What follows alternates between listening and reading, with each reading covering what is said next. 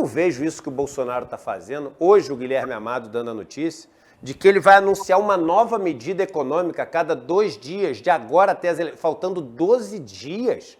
O cara botando a caixa para liberar esse empréstimo consignado a rodo, bilhões. A pergunta é o seguinte, pode isso? Porque assim, o que está acontecendo é tão gritante. Aí, porque aumentou em 10 vezes as denúncias contra abuso de poder econômico com empregados, trabalhadores. 300 deve ter aqui no bairro que eu tô, aqui na Vila Mariana. No Brasil a gente está falando de dezenas de milhares. E aí, o que parece claro para um leigo, né, ignorante no âmbito jurídico como eu? Eu fico assim, pô, o cara está fazendo o seguinte, ele faz, aí quando ele fizer isso, ele está apostando que fazendo isso ele vai ganhar.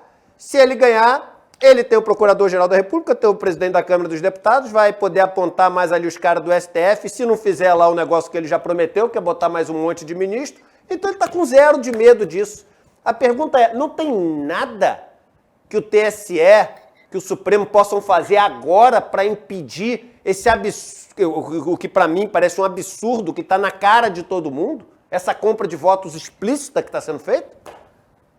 Edu, olha, a gente nunca viu tantos abusos cometidos por uma campanha eleitoral. E isso começou já desde o período vedado, 6 meses antes da eleição, que ele liberou uma série de programas sociais, adiantou Auxílio Brasil, enfim, ele já cometeu todo tipo de abuso de poder político que nunca foi visto antes numa campanha eleitoral. Mas a coisa só piora, né? Ele vai engrossando de fato esse caldo. Então, quando a gente vê o uso da máquina pública, quando a gente vê o uso da casa oficial para gravação de programa eleitoral, quando a gente vê o uso indevido de alguns veículos de comunicação social que ficam o tempo todo, inclusive disseminando fake news, eles têm uma milícia digital que o tempo todo fica jogando mensagens falsas, tentando comover a população, tentando desequilibrar o processo eleitoral, atacando o outro lado. Quando a gente vê tudo isso, você fala, olha para trás,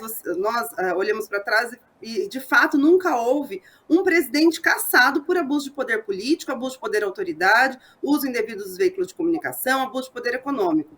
Mas também nunca houve um candidato que transgredisse tanto o artigo 22 da Lei Complementar 6490, que fala exatamente sobre esses abusos. Então, assim, é importantíssimo que o Tribunal Superior Eleitoral, e eu não tenho dúvidas que eles vão enfrentar essa matéria, eu acho que a candidatura do presidente Lula deve procurar o tribunal, deve interpor algum tipo de ação junto ao Tribunal Superior Eleitoral, descrevendo aí todos esses abusos. Acho que ontem ou anteontem manusearam mais uma ação contra 40 pessoas que ficam disseminando fake news no Twitter, em várias redes sociais, outros canais de YouTube que reproduzem esse tipo de conduta, enfim.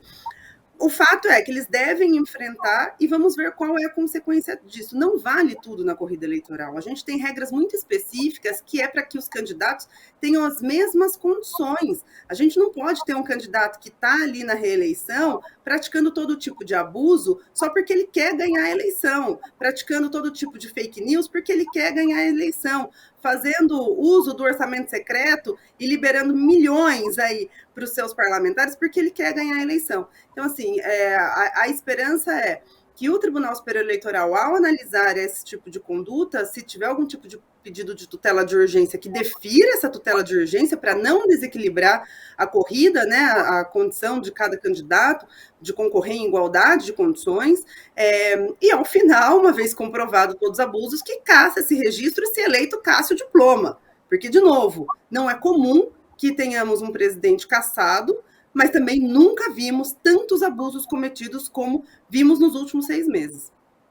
Mas isso que eu queria te perguntar, assim, se dá tempo de uma coisa dessa acontecer, porque a gente está a 12 dias das eleições, será que dá tempo de apurar essas denúncias? Porque, por exemplo, como a gente viu no primeiro turno, a prova de vida com os idosos, isso foi aparecer 2 semanas depois do primeiro turno, já era tarde demais. Então, como é que se fica nesse momento, faltando 12 dias? Pode ser tarde demais essas denúncias. Vive.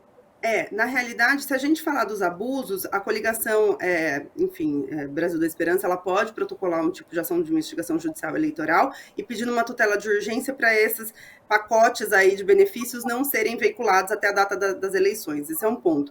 A investigação em si, ela demora um tempo. Por isso que a gente sempre fala na cassação do registro, que é o que os candidatos têm hoje, ou na cassação do diploma uma vez eleitos. Então, pode ser que até o dia da diplomação isso aconteça no que diz respeito aos abusos. No que diz respeito ao assédio eleitoral, que é o que a gente está vendo dos inúmeros empresários fazendo isso, e eu concordo muito com o Edu, não são centenas, são milhares. Eu quero chamar a atenção aqui, porque a gente está vendo, está infelizmente vivenciando também, e eu recebi ontem uma denúncia pelo Observatório Eleitoral do OAB São Paulo, do qual eu estou como presidente, que juízes eleitorais do interior do estado de São Paulo estão retirando mesários que declararam apoio ao PT. E a gente vai ter que apurar isso, que estão descredenciando essas pessoas porque declararam não, mas em suas redes sociais de candidatos. Então, isso é gravíssimo. A gente está em um período só a impressão assediando seus funcionários e coagindo a não votar no eleitorado, como tem juízes, repito, juízes, descredenciando mesários que têm uma função pública para exercer no dia da eleição, porque descobriu que esses mesários teriam uma predileção que não tem nada a ver com o dia da eleição, com o dia da fiscalização, mas uma predileção por determinada candidatura contra o Bolsonaro.